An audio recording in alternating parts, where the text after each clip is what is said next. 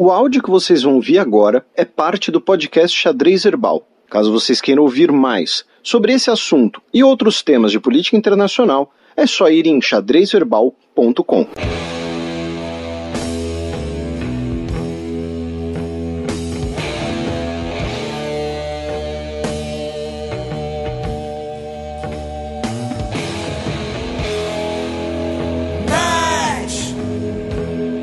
Felipe, tivemos uma debutante, né, nessa edição. Afinal, tivemos a presença da primeira bebê nessa circunstância. Isso. Esse primeiro bloco a gente vai falar um pouco dos debates e encontros, né, que ocorrem à margem das Nações Unidas, porque é sempre um evento interessante, não só porque assim, a Assembleia Geral, né, ela serve para toda a comunidade internacional poder se pronunciar, delinear sua política internacional, delinear sua política externa, explicitar suas posturas. E, além disso, é também um evento, né, em que, e assim, cada país vai ter palco igual, e é também um evento em que você junta, pelo menos por algum momento ali, os principais líderes mundiais no mesmo local. Então, muitas vezes, os eventos paralelos, encontros bilaterais, ou então encontros em outros órgãos das Nações Unidas, acabam também servindo, né, para que nesses encontros, muitas vezes longe dos microfones e das câmeras, né, os líderes mundiais consigam conversar, né, já que estão ali na mesma cidade. Né, é um bife geopolítico, né? Digamos assim. E aí... Como uns toques também de semana da moda, assim, né? Porque vem lançamento de tendências, tem gente que tá achando que tá por cima da cocada. Por cima da cocada. É. Ó, essa eu nunca tinha ouvido. E aí, nós tivemos, pela primeira vez, uma credencial da Assembleia Geral sendo expedida para um bebê, né? No caso, a filha da primeira-ministra da Nova Zelândia, Jacinda Ardern. Sua filha se chama Neve Te Aroha. E é neve, não é neve snow, é neve, né? Nive. Tipo Neve Campbell.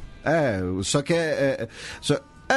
não, mas a Neve Campbell escreve neve. Neve só? É. Então tá aí. Né? A Neve Te Aroha, de 3 meses.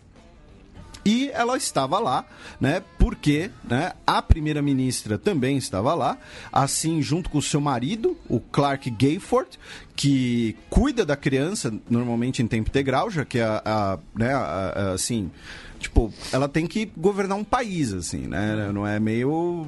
É uma rotina, às vezes, um pouco mais puxada, né. E, assim, mas ao mesmo tempo, assim, além das brincadeiras e tal...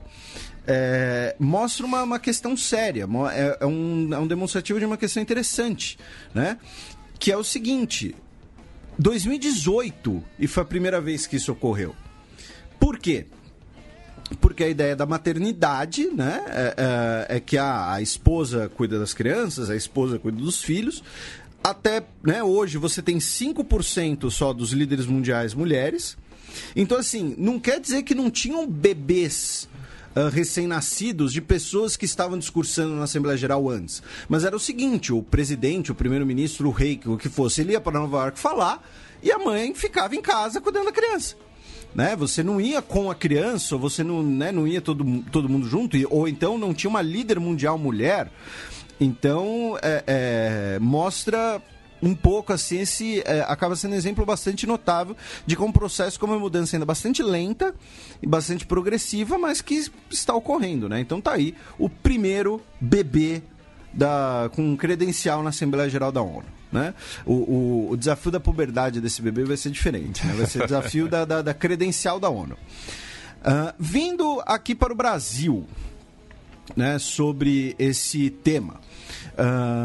o Temer, né, foi à Assembleia Geral da ONU, abriu a Assembleia Geral da ONU, como ouvimos aí com o Casarões. E o Temer, né, o Temer, a coisa mais, digamos assim, mais elucidativa sobre o Michel Temer no cenário internacional, a coisa que mais diz sobre ele é o silêncio, né? É a ausência dele. Então, assim, o Trump deu um jantar, Isso aqui foi um furo da Danielle Brandt, não sei a pronúncia, desculpa, Danielle, né? De que o Donald Trump, na segunda-feira à noite, dia 24, deu um jantar em Nova York, recebendo inclusive Maurício Macri, por exemplo, recebendo... Eles são chapas. Não, são brothers, mas enfim, ele recebeu Macri, recebeu Ivan Duque, recebeu Shinzo Abe, recebeu, enfim, uma série de dignatários. Pinheira? Não está aqui na matéria. Não, eu tô pensando nos da América do Sul. Ah, tá.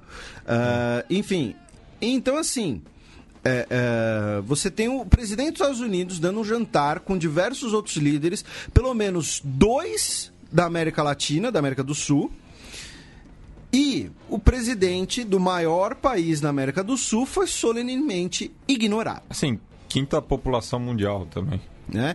Aí na terça-feira, o secretário de comunicação da presidência, o Márcio de Freitas, disse que a representação do Brasil na ONU recebeu o convite do Trump e recusou. Eu não sei o que é pior, se ele não convidou ou se ele recusou. Olha, desculpa, mas assim, é só um jantar, eu tenho mais o que fazer, eu tenho que negociar com o Rodrigo Maia, entendeu? Eu tenho que voltar pro Brasil, porque se eu não voltar pro Brasil, o Rodrigo Maia assume a presidência e ele não pode ser candidato. Por isso o Dias Toffoli é o presidente do Brasil quando eu tô fora. Né? O Dias Toffoli, que seria o 4º na linha sucessória, né? Normalmente, né? Porque teria o vice, mas não tem. Aí vem o presidente da Câmara, que tá dando migué. Aí vem o presidente do Senado, que tá dando migué. Aí vem o Dias Toffoli, né? Então, assim, enfim, é isso. E a outra coisa foi que, né, junto com a comitiva brasileira estava, né, a gente vai comentar sobre esse assunto rapidinho, mas, né, junto com a comitiva brasileira estava o Aloysio Nunes, né, o chanceler brasileiro.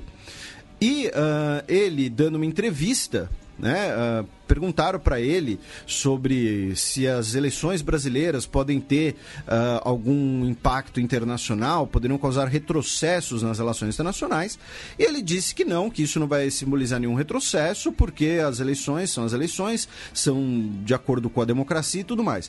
E eu até concordo com o Aloysio Nunes em partes.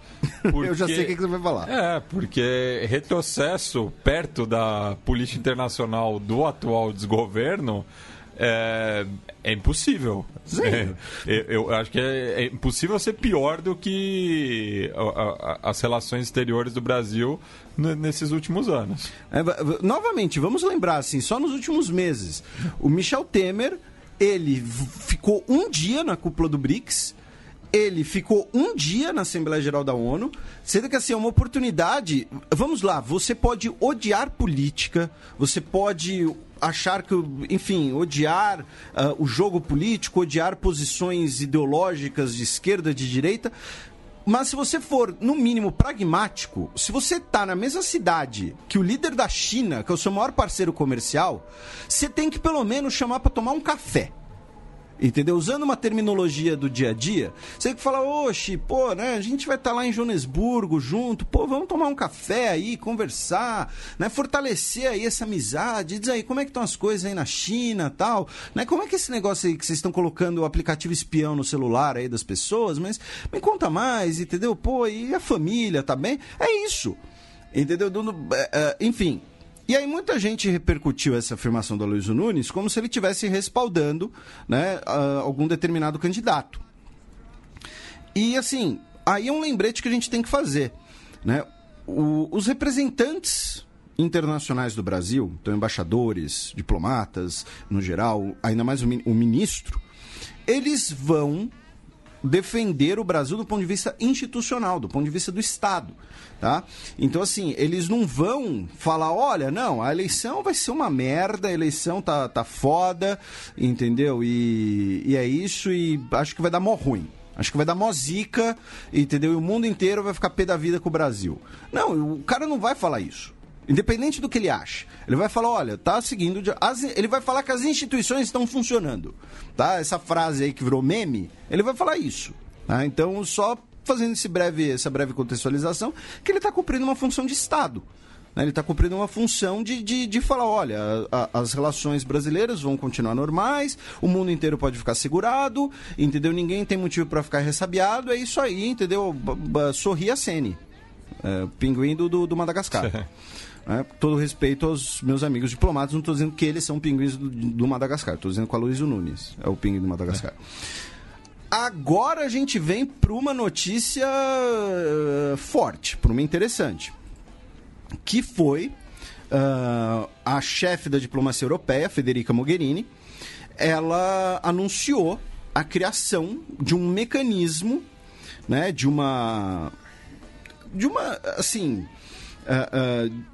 como se fosse uma agência intergovernamental entre União Europeia, China e Irã, ou seja, né, os países que estão no acordo nuclear, além da Rússia, porém a Rússia não sei exatamente, e que esse mecanismo vai possibilitar que o Irã exporte petróleo e gás e que empresas europeias possam investir no Irã sem estarem sujeitos a sanções externas, né? Não mencionaram, mas sanções dos Estados Unidos, né?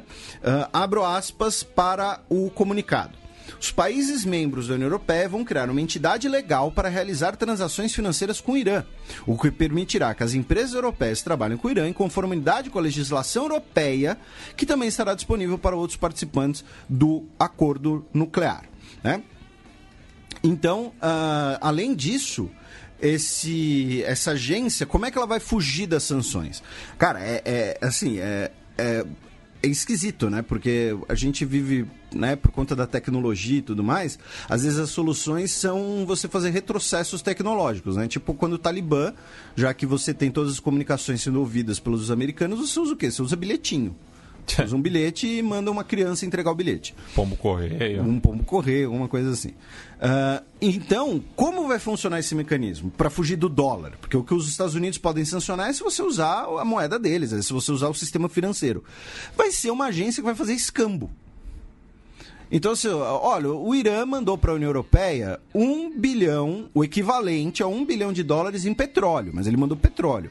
Em troca, a União Europeia vai dar aviões para o Irã, no valor de $1 bilhão, mas na verdade não está usando moeda, não está usando o sistema financeiro. É uma troca de aviões por petróleo, é uma troca de, sei lá, de trator por gás, alguma coisa assim. Então essa agência intermediária, ela vai fazer um escambo, tá? Entre a União Europeia, os países signatários, e o Irã. Tá?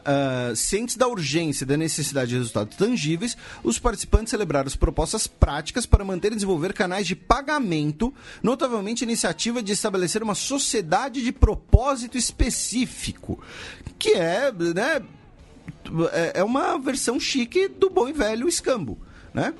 Vai ser trocar petróleo e gás por mercadorias, sem usar dinheiro, sem usar o sistema financeiro, sem possibilitar, então, sanções contra os integrantes aí do acordo nuclear e dessa relação comercial, tá? Lembrando que, por conta das ameaças de sanções do Trump, várias empresas europeias já pularam fora. A Europa sentiu o problema, por quê? Porque se você pular fora, você deixa um vácuo. E vácuo não dura muito na política. E a China está adorando esse vácuo, né? Porque, por exemplo, em relação à exploração de gás, foi a China que virou e falou, olha, não, pode deixar com a gente, vamos mandar aqui a grana para eles, tá? Então essa foi uma das notícias mais interessantes aí, e foi um anúncio feito em conjunto com os ministros de Relações Exteriores, tá? Durante aproveitando que vai estar todo mundo ali em Nova York. Ainda sobre o Irã, o Donald Trump falou, presidindo o Conselho de Segurança da ONU na quarta-feira, como a gente mencionou que ele faria, e isso não é um evento comum, tá? Donald Trump foi uma postura interessante dele, tá? Né? De pegar e falar, não, eu vou presidir o negócio. Tá ali, inclusive, as fotos, você vê ali um martelinho de madeira do lado dele, né? Para pedir o silêncio. Né? Não sei se ele extrapolou ali ou não, mas deve ser engraçado o Trump com um martelo de madeira, né? Enfim. E ele disse que é necessário reimpor sanções contra o Irã, é necessário impedir que o Irã desenvolva armas nucleares e que os países e órgãos que não cumprirem as sanções dos Estados Unidos podem enfrentar severas consequências. Tá?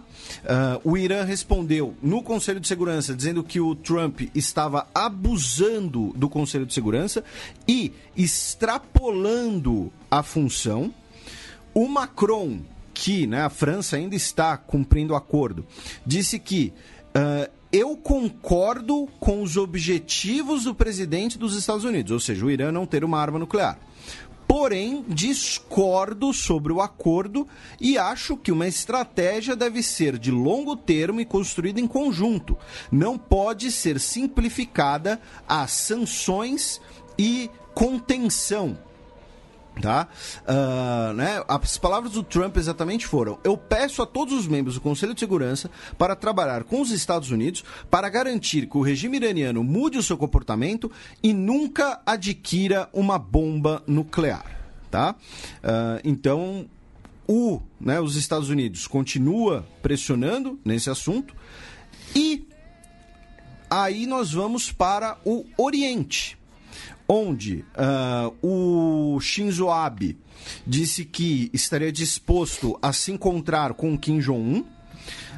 Ele teria realizado um encontro, ou irá realizar um encontro ali, um encontro discreto, a portas fechadas, um encontro indireto com diplomatas da Coreia do Norte, que estarão em Nova York, e ele quer resolver a questão do sequestro de cidadãos japoneses pela Coreia do Norte, tá? E abro aspas para ele: para resolver a questão do sequestro, também estou pronto para quebrar a casca da desconfiança mútua com a Coreia do Norte, começar de novo e enfrentar cara a cara o presidente Kim Jong-un. Tá? Né? Disse que não havia nada em andamento, mas estou determinado a contribuir para a resolução desse problema e tudo mais. Só que, ainda em relação à Coreia, o Donald Trump, ele, quando estava falando perante a imprensa, ele abriu o seu paletó, ele estava inclusive com o Shinzo Abe, né? Abriu ali o seu paletó, tirou um envelope de dentro, né, ao ser perguntado, e falou que ele tinha acabado de receber uma carta extraordinária do Kim Jong-un. Um plot twist aí. Dizendo que o Kim quer ver as coisas acontecerem para que a Coreia do Norte seja uma potência econômica, e disse que o Sesc Pompeia, né, apenas para os nossos ouvintes, é o Mike Pompeo, secretário de Estado do país, porém, como o tweet dele é Sec Pompeo, né, de secretário Pompeu, o Matias, como ele, né, ele tem um problema, né, ali de visão, ele olhava e falava Sesc Pompeia. Você ficou com vergonha, é isso? Eu fiquei. Não, e aproveitando, mandar um abraço pro nosso ouvinte e apoiador, o Renato Levin Borges, o popular Judes, que esteve em São Paulo esses dias aí por conta do Simpósio Internacional de Estudos sobre Futebol, e toda vez que ele tinha que ir pro Sesc Pompeia, ele lembrava do Mike Pompeo. Cara, eu tô fazendo isso com as pessoas. Não, e se a gente tivesse, tipo, grana, se a gente fosse um veículo de comunicação grande, eu bancaria uma viagem do Mike Pompeo ao Brasil para ele dar uma entrevista exclusiva a gente no Sesc Pompeia. No Sesc Pompeia. E a foto, tipo, da capa do podcast, alguma coisa assim, é se ele apontando pra placa, Sesc Pompeia. Entendeu? Mas, né, voltando aqui, o Trump disse... Voltando pro mundo real? Voltando pro mundo real, o Trump disse que recebeu essa carta extraordinária. E o Trump mirou agora, né, a questão, mirou aí seu canhão para a China. Né? Por quê? Essa semana... lembrando, na semana passada, nós tivemos as sanções dos Estados Unidos contra a China pela compra chinesa de armamento russo. E aí a China, no final de semana, convocou o embaixador dos Estados Unidos em Pequim, na verdade, para né, discutir aí o problema, né, discutir a questão e falarem... né, apresentar também uma queixa formal. O nome do embaixador dos Estados Unidos em Pequim é Terry Branstad. Apresentar uma queixa formal contra essas sanções e pedir esclarecimentos se há uma possibilidade de reversão dessas sanções. Tá? O governo chinês já disse que essas sanções podem ter consequências se elas não forem retiradas imediatamente, e que o governo dos Estados Unidos, por sua vez, alega que a compra de caças e sistemas de mísseis constitui uma transação significativa, violando as sanções contra a Rússia. Então, assim, só para esclarecer, né, repetir o que a gente falou no programa passado. A Rússia está sob sanções por conta da anexação da Crimeia, dentre outras coisas, e da suposta intervenção nas eleições americanas. Então, quem comprar esse tipo de armamento russo pode sofrer sanções dos Estados Unidos por estar, digamos assim, violando a sanção americana, que foi o que a China fez. A China, ao comprar o armamento russo, né, teria violado a sanção dos Estados Unidos. E aí o Trump, no Conselho de Segurança da ONU, disse que a China está tentando interferir nas eleições legislativas de 6 de novembro, dizendo que a China não quer que o seu partido republicano vença nas eleições por conta da sua posição comercial. A China está tentando interferir nas nossas próximas eleições contra a minha administração e eu tenho muitas evidências disso. Tá? A China, que é membro permanente do Conselho, negou. Ele não apresentou nenhuma evidência, só que assim nem precisa ir muito longe. Porque o nosso querido Gustavo Rebelo mandou no Twitter, por exemplo, que a China está fazendo uma série de comerciais, digamos assim, de vídeos, tipo com um personagem animado, que seria o Sojinho. Sabe o Dolinho? Tem agora o Sojinho. É de brincadeira. Que é tipo, olha, eu sou o Sojinho, eu quero ir para a China, mas o Trump não está deixando. Por isso você, fazendeiro americano, vai ficar desempregado e ficar na desgraça. É o Soy Boy? Não sei o nome. Então, pô, tem que ser, né? Pode ser também. Eu vou chamar ele de Sojinho. Soy Boy, eu gostei. Ele é a versão com leite de soja do Dolinho, entendeu? Um refrigerante com leite de soja. Mas esse não tem medo de estrangeiro, né? Não sei. Não sei. Mas assim, a questão é que, de fato, as tarifas, né, a guerra comercial entre Estados Unidos e China está prejudicando o setor agroexportador dos Estados Unidos. Por isso que o governo dos Estados Unidos já liberou linhas de crédito bilionárias para compensar esses fazendeiros. Só que, porque o principal mercado dos Estados Unidos para diversos produtos como a soja é a China. Então, de certo modo, isso é não uma intervenção no sentido obscuro, mas é falar, olha, o atual governo está adotando uma política econômica que está te ferrando. Nós, chineses, estamos contra isso. E vocês? Né? Na tentativa aí de convencer os agricultores dos Estados Unidos a votarem contra o Partido Republicano nas próximas eleições. A China negou, né, dizendo que não interferimos e nem vamos interferir nos assuntos domésticos de qualquer país. Nos recusamos a aceitar quaisquer acusações infundadas com a China. Tá? O Trump disse que eles não querem que eu vença, porque eu sou o primeiro presidente da história a desafiar a China na questão do comércio, e nós estamos vencendo no comércio, estamos vencendo em todos os níveis, e não queremos que eles se metam nas nossas eleições. Inclusive fazendo bonés Make America Great Again na China. Na China, exatamente. Né? E com a sua filha também negociando... A grife dela. A grife dela lá. Mas a grife não. Ela encerrou a grife, né? Depois, né? Trump. Depois da polêmica. Mas Sim. que na primeira visita oficial do gabinete do Trump à China, ela aproveitou ali com os contatos certos para negociar melhor, né? Então, assim, o caso chinês é diferente do caso russo, porque os russos teriam feito uma interferência, né, ali usando bots, comprando, né, compartilhando notícias falsas e tudo mais. A China estaria fazendo propaganda mesmo usando laranja. Tipo, você tem lá a agência... Você cria uma agência de propaganda, agência Sojinho de propaganda, entendeu? Que tem um dono laranja, ele recebe lá uma verba bilionária não sei da onde, e ele começa a veicular vários comerciais sobre o Sojinho, entendeu? Ali nos Estados Unidos. Tá? Então... fica aí essa troca de acusações, mais um nível aí da relação entre China e Estados Unidos que está indo cada vez mais pro buraco. Agora a gente sai dos Estados Unidos, vamos ali um pouquinho rapidinho ali pro Caribe, tá? Em que Cuba né, o presidente de Cuba, o Miguel Díaz-Canel, reuniu-se com a Federica Mogherini, né, a representante de política externa da União Europeia, para normalizarem as relações e discutir a implementação de um acordo de diálogo político de cooperação.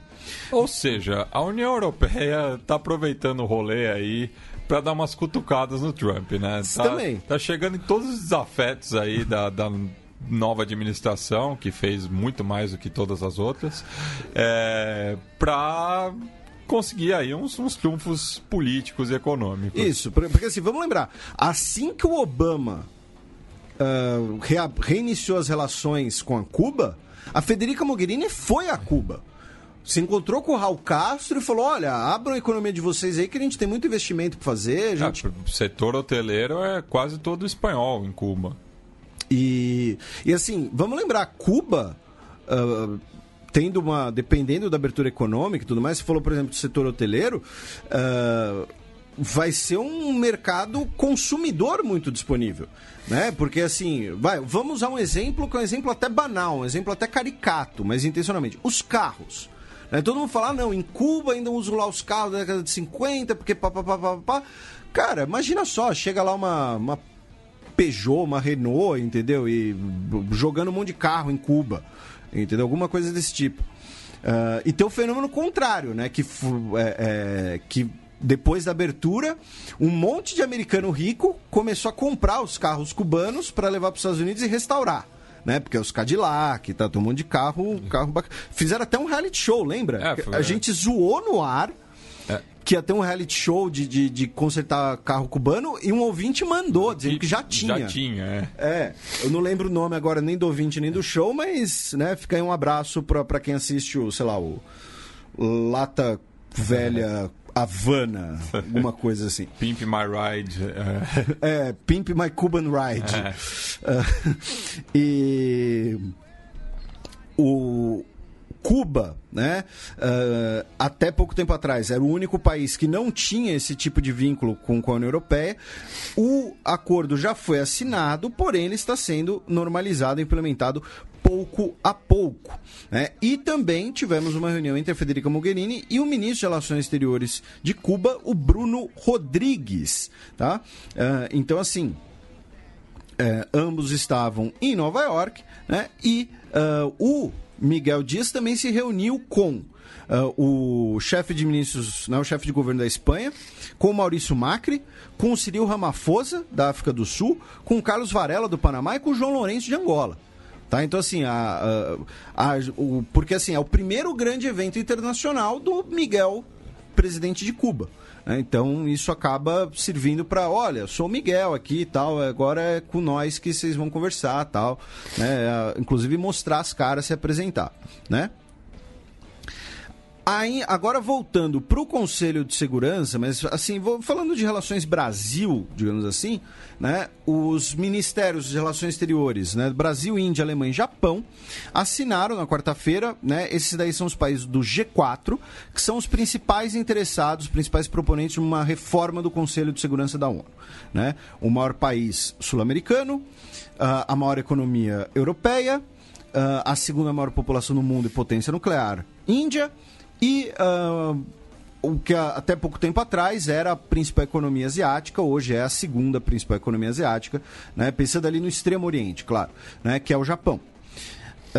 E todo ano, né, em Nova York, os chanceleres do G4 se reúnem para fazer uma declaração sobre a necessidade de reforma do Conselho de Segurança e, abro aspas, né, reafirma a necessidade de uma reforma do Conselho no menor prazo possível, incluindo a ampliação das categorias de membros permanentes e não permanentes, para aumentar sua legitimidade, efetividade e representatividade. Né? Expressam sua preocupação em ver o ritmo lento desse processo de reforma, né, que já dura décadas.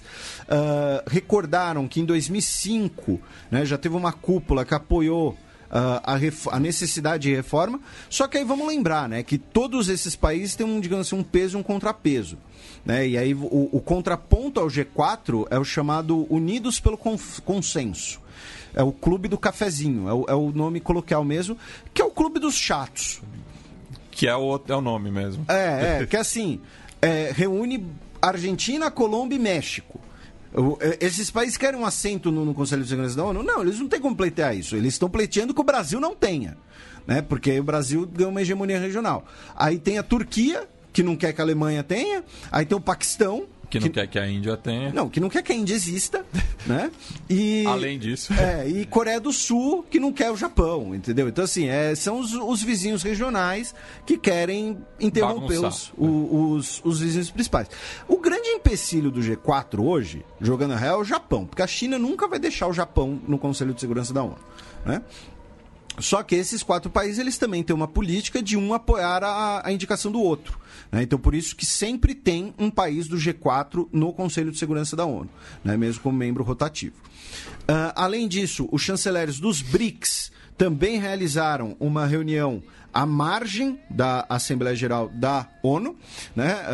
O comunicado foi do Ministério de Relações Exteriores da Índia, inclusive, dizendo que, inclusive, né, a Índia, né, apoia aí, né, coloca que o próximo presidente do bloco, em 2019, vai ser do Brasil, né? A próxima presidência rotativa dos BRICS vai ser o Brasil.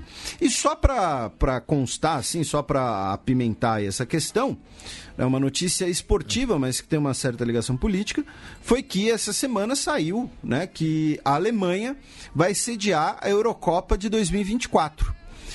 O mais interessante é que a Alemanha, na final, né, no processo final, derrotou a Turquia, né? A Turquia que nunca recebeu um grande evento e assim, a Eurocopa na Turquia nesse momento atual ia ser assim, o voto claramente foi político, né? Os delegados falaram que não teve nada de política, que o procedimento foi transparente, que as duas candidaturas eram muito fortes, que ambas tinham, né, apoio econômico, financeiro e etc.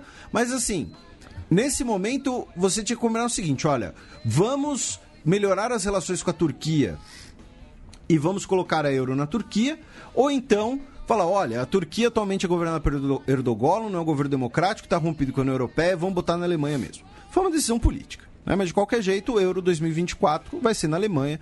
Você que quiser assistir, comece a juntar dinheiro, né? Tem 6 anos aí para isso.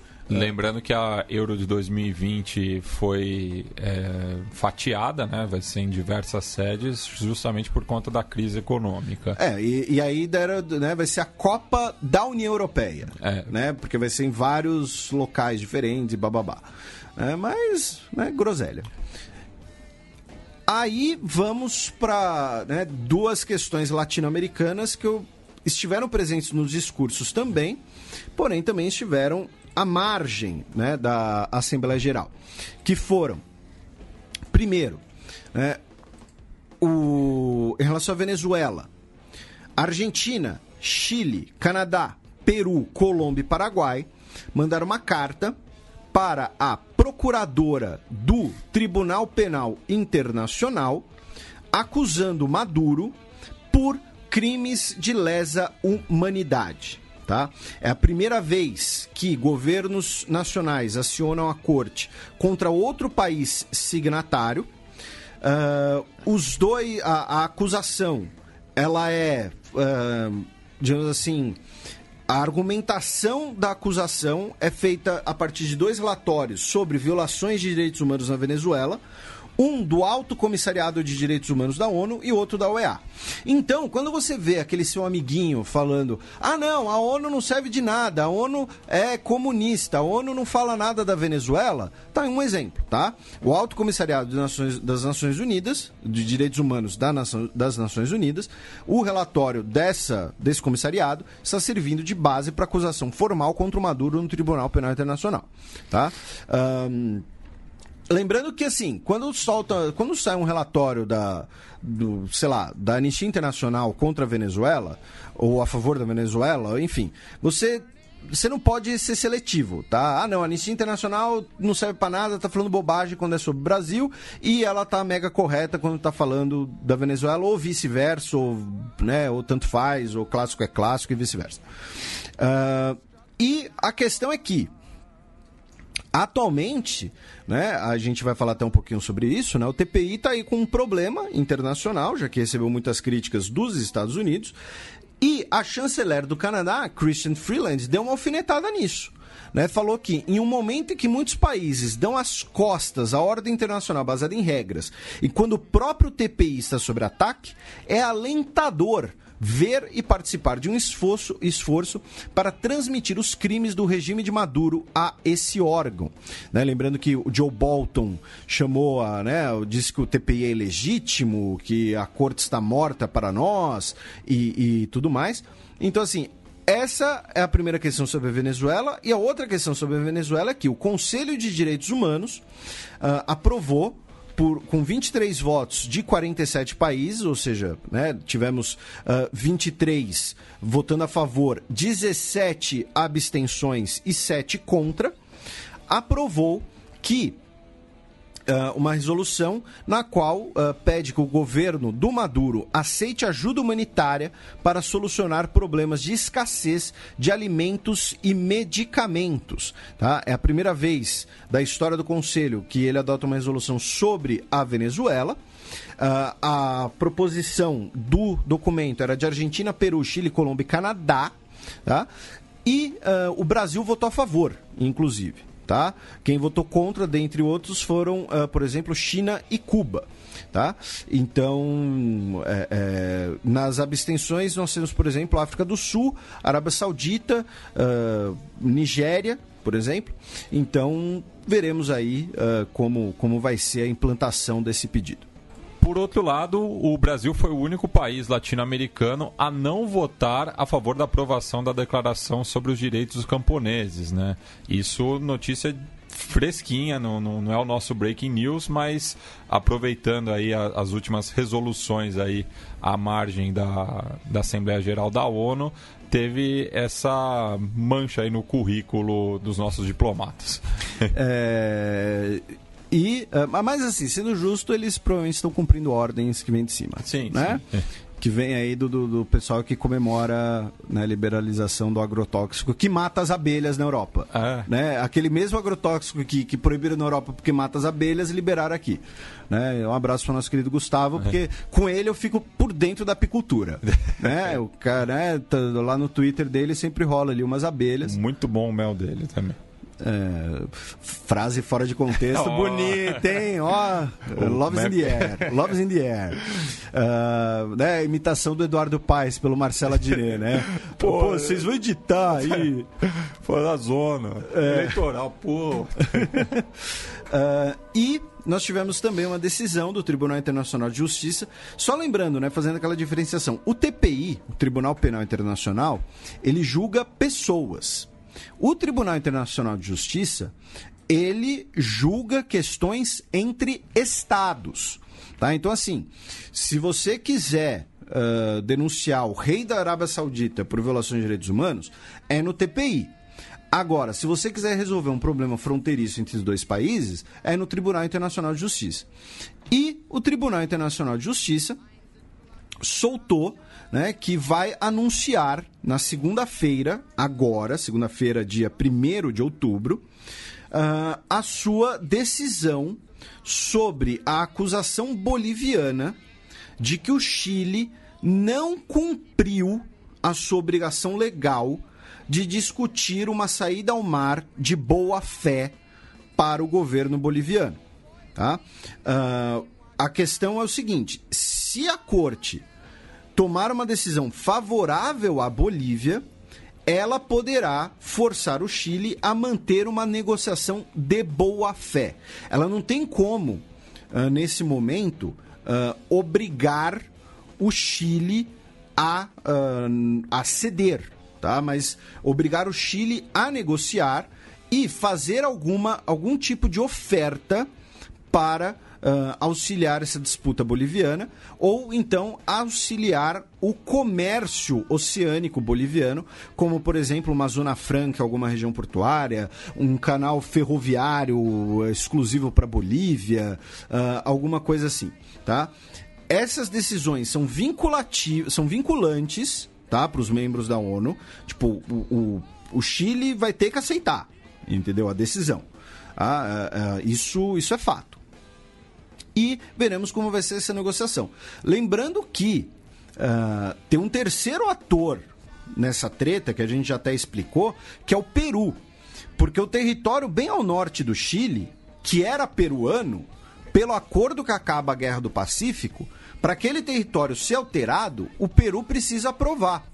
Tanto que na década de 1970, o ditador do Chile, Pinochet, e o então ditador boliviano sentaram e fizeram um acordo sobre a Bolívia ter uma saída para o mar, ia ser uma troca de territórios.